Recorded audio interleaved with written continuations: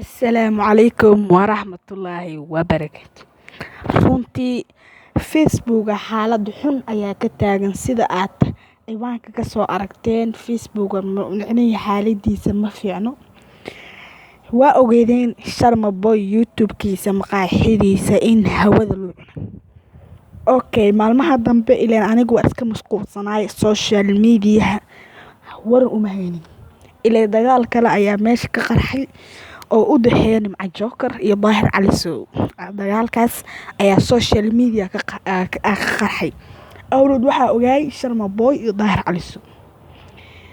Runtiina aniga dagaalkaas sida hadda u jeedaan shaashada ciwaanka TikTok ay ka leedahay Nimca Joker. Ciwaanka TikTok ay leedahay Nimca Joker oo hawada lagu cunay. Nimca Joker waxa ay TikTok followerskeedu marayay haddii aan marka hore inta laga jabsan TikTok ka hor ayaan waxa ogaa in uu followerskeedu marayay 32k oo followers.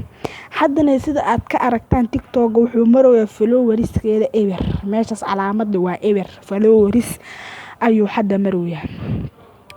taasna cadeen waxa uu ah in TikTok hawada laga saaray oo TikTok remove la dhahay.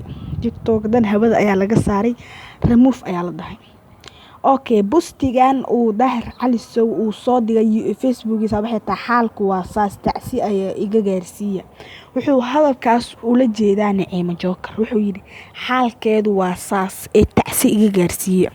Tacsidu xoor ka badan waxa ka jabsaday TikTok-geeda. runtii xaalku wuu xun yahay. Daahir Cali Sow maalmaha dambe wuu kacsan yahay.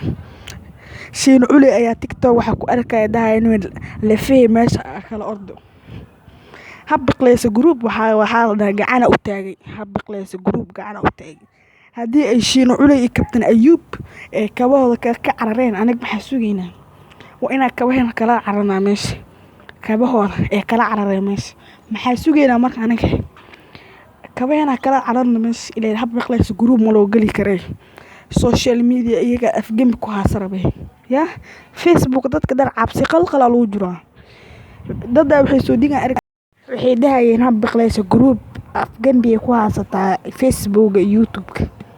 runtiina oo ma loo gali karo dadkan waa badan ayaa waxay soo dhigayeen social media naga soo guriyay oo Daahir Cali Sow gali karo social media afgambi ku haastaan iyo kobin idaacada Cali Sow ma gali karno waan salaamaya muuqaalka noo social media sidoo dad badan u gaaro walaashay ma loo gali karo xalay haddii aan maanta TikTok afeeraha kala cararno meesha kala ayaa salaameyna Daahir Cali Sow gali jabin noo fee gift ayaa leh kafta maqaaxideena u maxay sida Shiin Culi maqaaxiis u nacay. Wassalaamu calaykum warahmatullahi wabarakatuh.